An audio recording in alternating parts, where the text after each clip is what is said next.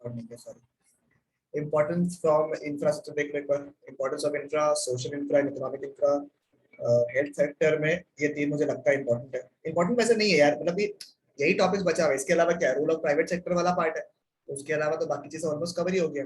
India में कैसे काम करता है प्राइवेट सेक्टर, चलो ये भी लिख लो, क्योंकि आप रिवाइज जब करोगे तो कहीं छोड़ना है कुछ भी। तो फोर्थ ये लिख दो कि कैसे इंडिया में जो है हेल्थ सेक्टर कैसे काम करता है, how is the health sector system in India. तो पता ही होगा कि इंडिया जो है उसमें क्या था, प्राइवेट एंड पब्लिक मिलकर, मतलब public sector and private sector मिलकर जो है इंफ्रास्ट्रक्चर फैसिलिटीज प्रोवाइड करता है। और डॉक्टर्स जो है वो हमेशा गवर्नमेंट के थ्रू ही बन सकता है, उनके प्रैक्टिस के थ्रू, उनके जो है लाइसेंस के थ्रू ही बन सकता है। एंड इनफैक्ट इंडिया में बहुत सारे प्राइवेट सेक्टर हॉस्पिटल्स हैं जो कि अच्छा काम कर रहे हैं, तो उनके साथ में मिलके काम होता है ताकि लोगों को क्वालिटी हेल्थ हेल्थ इंफ्रा मिल सके, and also to the people who can not afford it. यही है आपका इंफ्रा में, चलेगा ना। एक छोटा सा लेक्चर भी आपको दिया हुआ है, ठीक है, खत्म हो जाएगा। ओके, बताओ, कंफर्म करो प्लीज फटाफट, हो जाएगा हाँ ना। भैया, हाँ।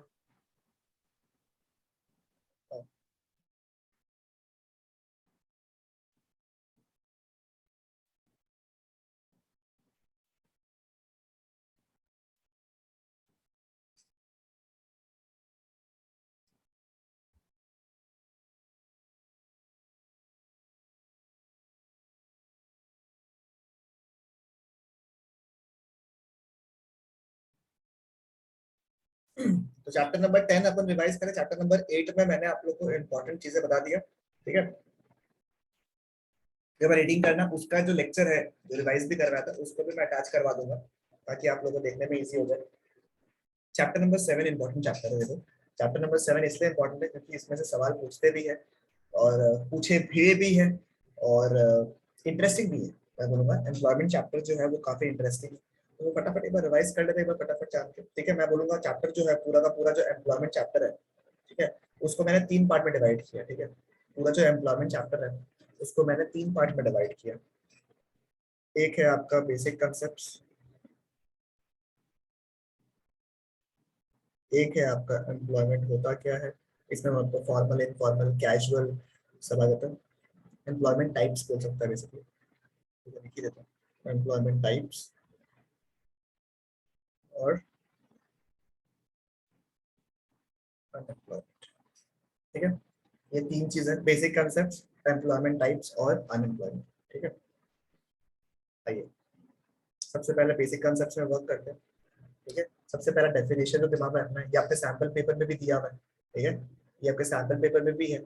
वर्कर का डेफिनेशन, सर वर्कर का डेफिनेशन क्या है, सर कोई भी इंसान, एक कोई भी इंसान, एनी इंडिविजुअल, ठीक है, क्या बोलेगा मेरे साथ में, एनी इंडिविजुअल जो कि कोई form of economic activity carry out कर रहा है, ठीक है, any individual who is involved in some economic activity, ठीक है, to earn a living is known as a worker. कोई भी इंसान जो कि इकोनॉमिक एक्टिविटी को कैरी आउट कर रहा है, मतलब इसमें 2 वर्ड याद करना है, इंडिविजुअल, इकोनॉमिक एक्टिविटी, काम खत्म, ठीक है। इंडिविजुअल जो कि इकोनॉमिक एक्टिविटी को कैरी आउट कर रहा है उसको हम लोग क्या बोलेंगे, वर्कर। और क्योंकि वो इकोनॉमिक एक्टिविटी कैरी आउट कर रहा है तो वो जीडीपी के कंट्रीब्यूशन को करेगा, ठीक है, चलेगा। कौन कौन वर्कर की कैटेगरी में इंक्लूड होते हैं, सर ऐसे तो वो लोग सब जो लोग किसी और के अंडर काम करते हैं, उनके अलावा और कौन कौन है, सर इनमें आते हैं सेल्फ एम्प्लॉयड पीपल, ठीक है।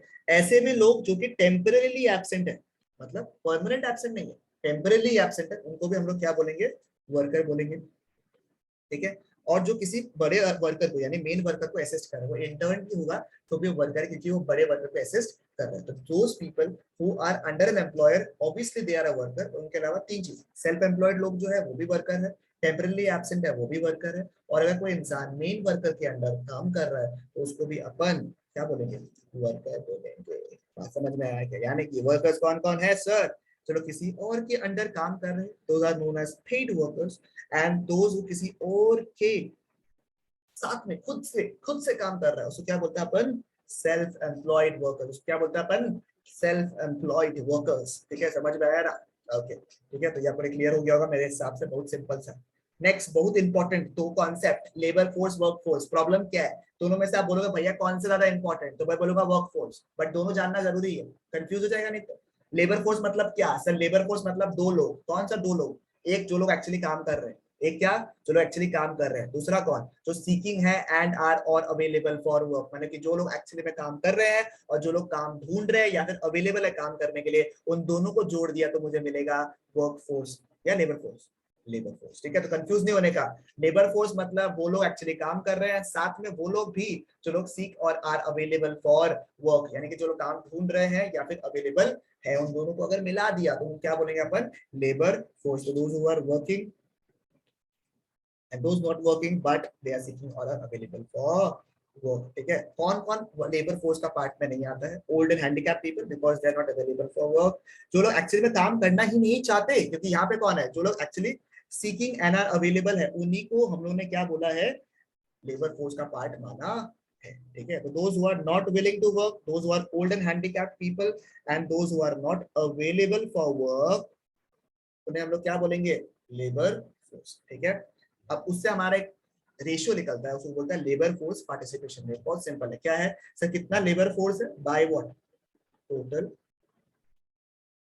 पॉपुलेशन, ठीक है, labour force by total what, population, okay, alright, ठीक है। आई होप ये वाला पार्ट आपको क्लियर हो जाएगा। नेक्स्ट, वर्कफोर्स का मतलब क्या होता है सर, वर्कफोर्स का मतलब क्या है, जो लोग एक्चुअली में काम कर रहे हैं उनको हम लोग क्या बोलते हैं, वर्कफोर्स। जो लोग एक्चुअली में काम कर रहे हैं उनको हम लोग क्या बोलते हैं, वर्कफोर्स, ठीक है। मतलब कि सर ये कैसे निकालेंगे सर, मतलब हम लोग ये बोल सकते हैं कि जो अनएम्प्लॉयड पीपल है ना, जो लोगों को जॉब नहीं मिल रहा है, जो ढूंढ तो रहे हैं पर उनको जॉब नहीं मिल रहा, वो कैसे निकालेंगे अपन, लेबर फोर्स माइनस वर्कफोर्स। ये लेबर फोर्स में कैसा बात है, चलो काम कर रहे हैं, चलो ढूंढ रहे हैं काम को, चलो अवेलेबल है, और वर्कफोर्स में कौन है, चलो एक्चुअली में काम कर रहे हैं, उन दोनों को माइनस किया तो काम मिला, अनएम्प्लॉयड।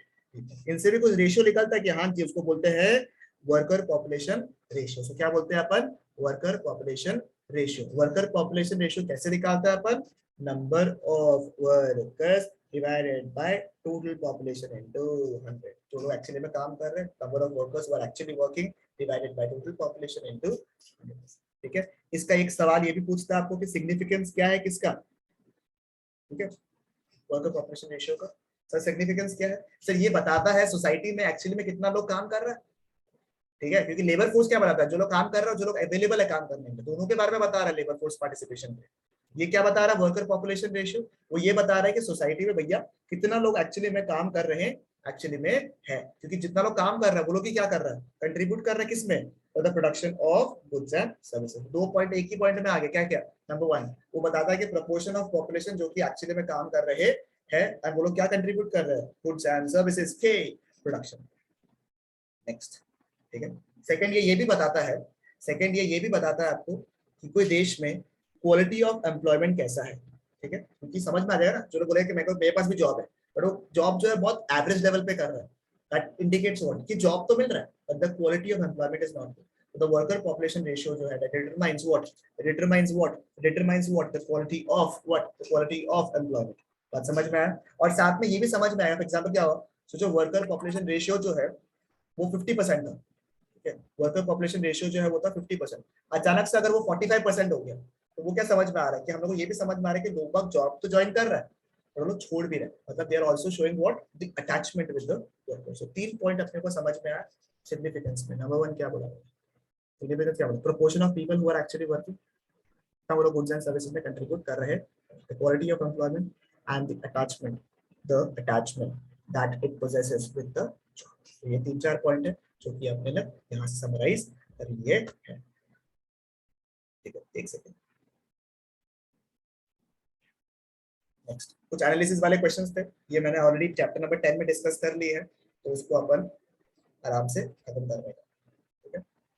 फिर एम्प्लॉयमेंट अपॉर्चुनिटीज वाला एक बेसिक रीड वाला पॉइंट है, क्या क्या लिखा हुआ देखिए, rural people have limited resources and participate more in the employment market, क्योंकि रूरल पीपल के पास में कम अपॉर्चुनिटीज होते हैं तो वो कम चीजों में इन्वेस्ट करते हैं टाइम अपना। अर्बन पीपल के पास में खूब वैरायटी ऑफ एम्प्लॉयमेंट अपॉर्चुनिटीज है, तो वो लोग उन जॉब्स को सिलेक्ट करते हैं जिनमें उनका अच्छा क्वालिफिकेशन वगैरह स्किल सेट वगैरह जो है सेटअप होता है। Obviously, the education level in the urban areas is what? It is what? Higher as compared to what? The rural people. ये वाला पार्ट था, तो ये कुछ ये वाला भी एनालिसिस करके पूछ सकते हैं, कितना लोग जो है आदमी लोग फीमेल यहाँ पे ज्यादा काम कर रहे हैं, ठीक है, तो कौन से लोग में ज्यादा काम कर रहे हैं, आपका जो मेल है वो 54.4% है, फीमेल जो है 21.9%। सिमिलरली वुमेन वर्कर्स जो है रूरल एरिया ज्यादा काम करते हैं in comparison to urban area, जो कि सिर्फ और सिर्फ 15% है। एम्प्लॉयमेंट जो दो टाइप के होते हैं, एक होता है आपका सेल्फ एम्प्लॉयमेंट। देखो पहला जो बेसिक कंसेप्ट वाला पार्ट याद है आपको, ठीक है, वो ओवर हो गया ये वाला। अब एम्प्लॉयमेंट के टाइप्स, ठीक है,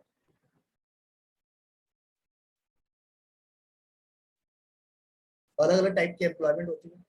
एक है आपका सेल्फ एम्प्लॉयमेंट, दूसरा है आपका वेज एम्प्लॉयमेंट। सेल्फ एम्प्लॉयमेंट में क्या है, मैं खुद का रिसोर्सेज यूज करता हूँ टू मेक अ लिविंग, ठीक है, uses its own resources to make a living. Wage employment क्या है कि जो वो अपना लेबर बेचता है and it earns what, it sells its labour and earns what, wages, ठीक है, it sells its labour and it earns what, wages, ठीक है, बात समझ में आया क्या? ऑलराइट, ठीक है। तो जो वेज एम्प्लॉयमेंट होते हैं वो दो टाइप के होते हैं, एक है रेगुलर वर्कर्स, दूसरा है कैजुअल वर्कर्स। तो रेगुलर वर्कर्स का बेनिफिट क्या है कि अगर आपने रेगुलर वर्कर्स और कैजुअल वर्कर्स के पॉइंट्स को पढ़ लिया ना, तो आपका ऑटोमेटिकली बाकी चीजें जो है ना उसमें हेल्प करती है। मतलब सर ये सेम पॉइंट्स जो है फॉर्मल सेक्टर इनफॉर्मल सेक्टर में भी काम आएगा, तो एक तीर से दो निशाने हो जाएंगे। तो रेगुलर वर्कर्स में क्या है सर, वो लोग जो लोग कोई ना कोई एंटरप्राइज से हायर रहते हैं, तो उनके जो वेजेस होते हैं वो रेगुलर बेसिस में मिलते हैं उनको, they are hired on a permanent basis. उनको सोशल सिक्योरिटी बेनिफिट्स मिल रहा है, चार्जेस बोला, ठीक है, वो तो कोई बड़े अच्छे एंटरप्राइज में काम करते हैं, उनको वेजेस जो है रेगुलर बेसिस में मिलता है, they are hired on a permanent basis and they have what, they have social security benefits, ठीक है, they get what, social security benefits, okay. Alright, next क्या है, casual workers. Sir casual workers मतलब क्या? Sir casual workers मतलब क्या? तो casual workers वो है जो लोग कैजुअली एम्प्लॉयड रहते हैं और उन्होंने जो काम किया उसके बदले उनको रेम्युनरेशन मिल जाता है, वहां पे वेजेस मिल जाता है रेगुलर बेसिस में। यहाँ पे क्या मिल रहा है, रेम्युनरेशन मिल रहा है जितना उन्होंने काम किया, जितना उन्होंने काम क्या किया। They are not hired on a permanent basis, ना रेगुलेशन मिलता है कोई गवर्नमेंट से, और ना ही कोई जॉब सिक्योरिटी, ना ही कोई सोशल बेनिफिट्स। तो ना जॉब सिक्योरिटी, ना परमानेंट बेसिस में रहते हैं, ना गवर्नमेंट से कोई बेनिफिट और ना ही कोई सोशल सिक्योरिटी बेनिफिट्स मिलता है। इन पॉइंट्स को घुमा लेने का मतलब है कि ये सारे पॉइंट्स आगे भी बहुत ज्यादा काम आएंगे, ठीक है। नीचे वो एनालिसिस वाले पार्ट है, तो ये तो आप लोग कर ही लोगे।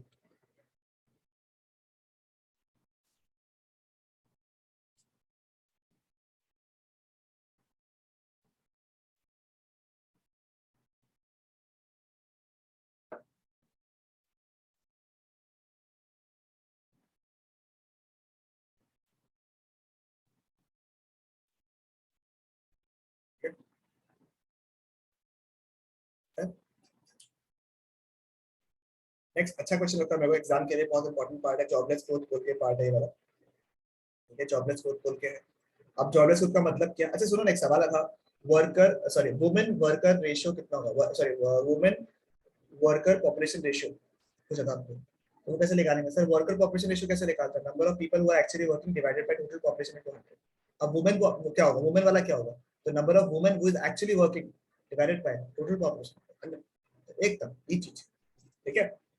जॉबलेस ग्रोथ का मतलब क्या है? जॉबलेस ग्रोथ का मतलब क्या है? जॉबलेस ग्रोथ का मतलब ये है एक सिचुएशन इन द इकोनॉमी जहां पे देश में गुड्स एंड सर्विसेज तो प्रोड्यूस हो रहा है, देश का जीडीपी जो है वो तो बढ़ रहा है, बट एम्प्लॉयमेंट अपॉर्चुनिटीज जो है वो इंक्रीज नहीं हो रहा है। That means in a country where there is a gap between, language क्या पकड़ोगे आप, where there is a gap between GDP and the employment, where there's a gap between what, the GDP and the employment, and this is what, widening. The gap between GDP and the employment is what, widening, ठीक है। और इस situation को क्या बोलते हैं हम लोग सर? इस सिचुएशन को बोलते हैं जहां पे क्या, ठीक है, इसको क्या बोलते हैं हम लोग? जॉबलेस ग्रोथ को refers to a situation when the economy is able to produce what, more goods and services without a proportionate increase in what, employment opportunity. मतलब देश में क्या हो रहा है, गुड्स एंड सर्विसेज तो प्रोड्यूस हो रहे हैं, ठीक है, गुड्स एंड सर्विसेज तो क्या हो रहे हैं, प्रोड्यूस हो रहे हैं, बट उस रेट में विदाउट द प्रोपोर्शनेट, बट उस रेट में without the proportionate increase in employment opportunities. तो भैया इसमें से क्वेश्चन कैसे कैसे पूछेगा? इसमें से क्वेश्चन ऐसा पूछ सकता है कि डायरेक्ट जॉबलेस ग्रोथ पूछ ले, या फिर ऐसे बोलेगा कि देखो ना, एक कंट्री में ना ग्रोथ रेट तो इतना है बट एम्प्लॉयमेंट रेट इतना बढ़ नहीं रहा है, ठीक है, या फिर देश का जीडीपी तो बढ़ रहा है बट रमेश बोल के आदमी उसको जॉब नहीं मिल रहा है, उसका रीजन क्या है? तो रीजन क्या है? Jobless growth. तो इस क्वेश्चन, इस चैप्टर में अगर आप लोग पढ़ रहे हो तो लास्ट में जो क्वेश्चंस दिए हुए मेरे बुक में उसको डेफिनेटली देखना। ठीक है, क्योंकि उसमें से केस स्टडी बेस्ड क्वेश्चन जो है एम्प्लॉयमेंट चैप्टर से पूछता है, तो उसको नहीं मिस कर देने का। ठीक है, और आपको पता है जॉबलेस ग्रुप का रीजन क्या है sir? It the main reason is what? Modern and advance technology. ठीक है, modern and what? Advance technology, जिसकी वजह से क्या है, जो लेबर पहले काम करते थे उसको किसने रिप्लेस कर दिया? उसको मशीन ने रिप्लेस कर दिया। उसको मशीन ने क्या कर दिया? रिप्लेस कर दिया। They have substituted what? Labour for machines. They have substituted labour for machines. तो ये देखना बहुत इंपॉर्टेंट पार्ट है, ध्यान रखिएगा। ठीक है, jobless growth, GDP, employment rate में difference.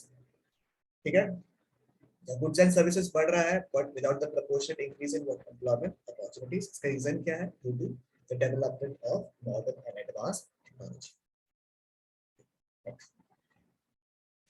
Informalisation of Indian workforce. Sir इसमें क्या आता है कि ज्यादातर वर्कफोर्स जो है वो इनफॉर्मल सेक्टर में काम करते हैं। That brings me the second question कि फॉर्मल सेक्टर और इनफॉर्मल सेक्टर कौन से होते हैं? सर इसमें से इंपॉर्टेंट कौन सा है? Informal sector. ठीक है, तो फॉर्मल सेक्टर और इनफॉर्मल सेक्टर में क्या क्या है सर? सर फॉर्मल सेक्टर और इनफॉर्मल सेक्टर क्या क्या है? सर फॉर्मल सेक्टर वो है जहाँ पे 10 या 10 से ज्यादा लोग एक्चुअली में काम कर रहे हैं, उनको हम लोग क्या बोलते हैं? फॉर्मल सेक्टर एम्प्लॉयर्स बोलते हैं। उनको सारे वो जो परमानेंट बेसिस वाले लोग थे ना, सोशल सिक्योरिटी बेनिफिट्स मिलना, रेगुलर बेसिस में जॉब्स, वो रेगुलर बेसिस में सैलरी मिलना, ठीक है, लेबर लॉज उनके पास में रहना, ये सारे के सारे बेनिफिट किसको मिलते हैं? फॉर्मल या फिर ऑर्गेनाइज सेक्टर को। बट अनफॉर्चुनेटली केवल 7% लोग इंडिया में फॉर्मल सेक्टर में काम कर रहे हैं। बाकी लोग कहाँ काम कर रहे हैं? इनफॉर्मल सेक्टर में, जहाँ पे 10 से लोग कम काम करते हैं। ठीक है, उनको क्या बोला जाता है? Informal sector workers. ठीक है, उनको they include what? Non farm casual labourers, जो लोग एक से ज्यादा लेबर के अंदर भी, एक से ज्यादा एम्प्लॉयर के अंदर भी काम करते हैं। यानी कि से एग्जांपल को साइट के कंस्ट्रक्टर पर्सन हो गए, तो वो क्या करते हैं? जब एक साइट में काम हो गया तो वहां भी काम करेंगे, उसी बीच में दूसरा कोई साइट पे काम मिला तो वहां भी काम करते हैं। उनको obviously regular form of income नहीं मिलता है, ना ही उनको कोई प्रोटेक्शन मिलता है गवर्नमेंट से, ना ही उनको कोई सोशल सिक्योरिटी बेनिफिट्स मिलता है। एंड ऑब्वियसली सब ये सब नहीं मिलता है तो they get to earn less amount of income. That is why उनका हालत थोड़ा सा खराब रहता है। इसको क्या करना चाहिए? ठीक है, क्या करना चाहिए सर? फॉर्मल सेक्टर में और भी जॉब्स क्रिएट करना चाहिए ताकि लोग बाग जो है इनफॉर्मल सेक्टर से फॉर्मल सेक्टर में आ सके, ताकि उनका इनकम बढ़ सके। And as a result of that जो इनका इनक्वालिटी होकर रखा है वो न्यूट्रलाइज हो सके। ठीक है, तो this is a very simple sir part. एक सेकंड, बोलो बोलो। सर आप चैप्टर नंबर 10 और 9 सिखा दिया क्या? मतलब उसका 10 वो 10 ओवर, रिविजन। 10 ओवर हो गया, 10 ओवर हो गया। 9 तो सेल्फ ही करोगे आप लोग। तो 10 ओवर हो गया, 10 का बैकअप आपको मिल अच्छा, जाएगा। ठीक है। ओके, नेक्स्ट आइए, अनएम्प्लॉयमेंट। ठीक है, अनएम्प्लॉयमेंट। अनएम्प्लॉयमेंट में देखो, याद करो याद करो याद करो, 3 टॉपिक्स थे। बेसिक कंसेप्ट खत्म, एम्प्लॉयमेंट खत्म, तो कौन सा बचा अभी? अनएम्प्लॉयमेंट। ये कौन सा बचा अभी? अनएम्प्लॉयमेंट। ओके, ऑलराइट, ठीक है, अनएम्प्लॉयमेंट बचा आपको, अनएम्प्लॉयमेंट को रिवाइज करने का एंड देन काम खत्म। ठीक है, एज प्रॉमिस्ड तीनों का तीनों चैप्टर 7 8 8 का अवेलेबल है और बता भी दिया। 7 रिवाइज, 10 रिवाइज, आपको 9 खुद करना मैंने बताया था। उसमें से भी इंपॉर्टेंट क्वेश्चन एक तो मैंने भेज दिया क्वेश्चन बुक में। ठीक है, तो कर दिया सॉर्टेड सब कुछ, पक्की बात, डन। बड़े, अनएम्प्लॉयमेंट क्या है? जो लोग, वो इंसान है, ठीक है, it refers to a situation in which, it refers to a situation in which, ठीक है, in refers to a situation in which. Unemployment जो आज तक हम लोग को लगा था उस डेफिनेशन से थोड़ा सा फर्क है क्या? हाँ जी हाँ, थोड़ा सा फर्क है। क्या डेफिनेशन है? कि people who are actually willing and able to work at the existing wage rates. ठीक है, वो लोग, people who are willing and able to work at existing wage rates do not get work, do not get work, do not get work. ठीक है, ठीक है, क्या क्या बोला उन्होंने? जो लोग एक्चुअली में विलिंग है, एबल है, ठीक है, वो लोग को अगर जॉब नहीं मिलता है तो उसको हम लोग क्या बोलते हैं? ठीक है, क्या बोलते हैं? अनएम्प्लॉयड। ठीक है, सोर्सेस क्या क्या है देखो, कभी कभी सोर्सेस है रिपोर्ट ऑफ सेंसस से, एनएसएसओ है या NSSO and directorate general of employment and training, PGIT. ठीक है, ओके,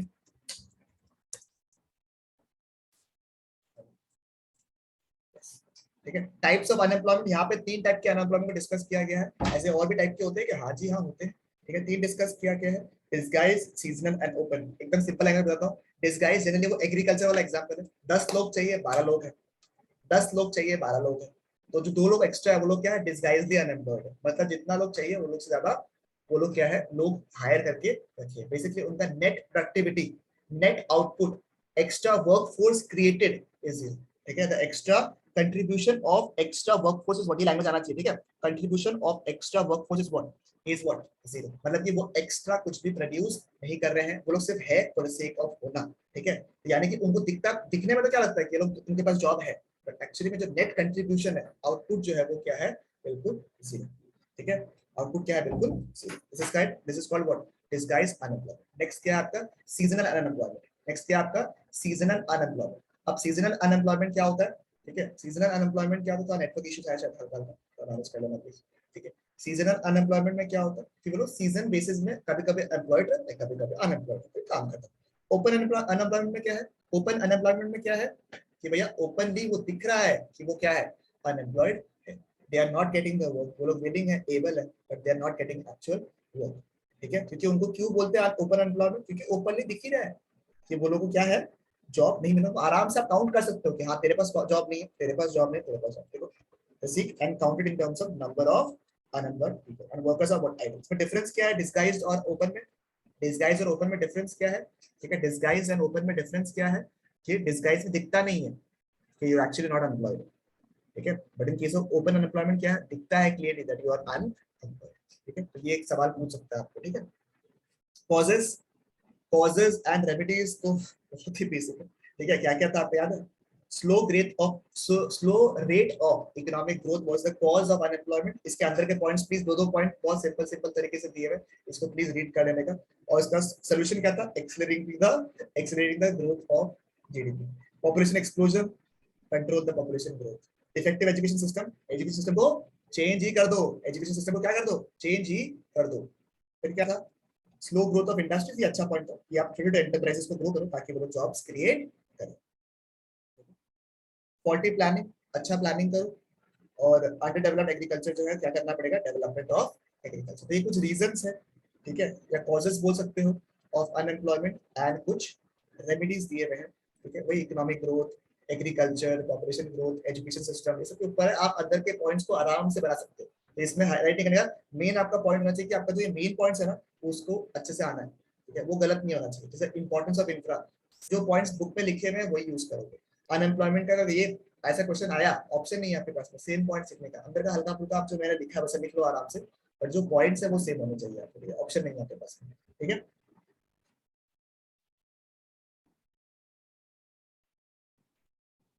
ठीक है,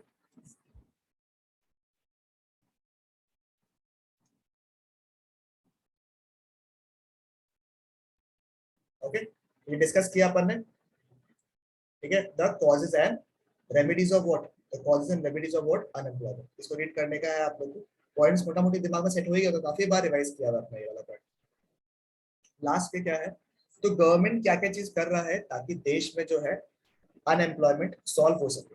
ठीक है, तो गवर्नमेंट ने दो तरीके से एम्प्लॉयमेंट का जो प्रॉब्लम है, अनएम्प्लॉयमेंट का जो प्रॉब्लम है उसको सॉल्व किया, बाय प्रोवाइडिंग डायरेक्ट एम्प्लॉयमेंट और इनडायरेक्ट एम्प्लॉयमेंट। डायरेक्ट एम्प्लॉयमेंट कैसे प्रोवाइड कर रहा है सर, डायरेक्ट एम्प्लॉयमेंट कैसे प्रोवाइड कर रहा है, खुद ही के जो जॉब्स होते हैं, काफी सारे एंटरप्राइजेस होते हैं जो कि गवर्नमेंट चला रहा है, उनके अंडर डायरेक्ट जॉब देकर उन्होंने डायरेक्ट एम्प्लॉयमेंट सपोर्ट किया है। या फिर इनडायरेक्ट एम्प्लॉयमेंट कैसे किया उन्होंने, इनडायरेक्ट एम्प्लॉयमेंट कि भैया अगर लगा उन्हें, अगर उन्हें लगा कि कोई पर्टिकुलर एंटरप्राइज में क्वालिटीज है, कुछ एक पर्टिकुलर एंटरप्राइज में स्कोप है, तो वहां पे पैसे लगाए ताकि वो बड़ा हो, ताकि वो और लोगों को हायर करे, and as a result the employment tends to increase. This is called an indirect employment. And कई सारे स्कीम्स भी लेके आए थे, जैसे कि मनरेगा हो गया, नरेगा हो गया, SGRY, skill India campaign, make in India campaign, इस तरह के अलग अलग टाइप के कैंपेन्स लेके आए ताकि देश में एम्प्लॉयमेंट जो है वो जनरेट हो सके। मैंने आपको एक्स्ट्रा डिस्कशंस में केस स्टडी बेस्ड क्वेश्चंस करवाया था। ठीक है, तो जिनका अभी हो गया है रिवीजन एक बार का, वो फटाफट इन क्वेश्चंस को कर सकता है। जिनका मेरे साथ में रिवीजन हो गया चैप्टर नंबर 10, 7 ये सब का, 8 का, तो वो लोग अभी फटाफट क्वेश्चंस देखो, आराम से आईडी खत्म करो और थोड़ा मैथ्स में फोकस करो और आराम से एकदम एग्जाम में मस्त अपलोड किया। ठीक है, आई होप कि आपको एम्प्लॉयमेंट जो है वो भी क्लियर आराम से हो गया होगा। ठीक है, डन डन डन डन।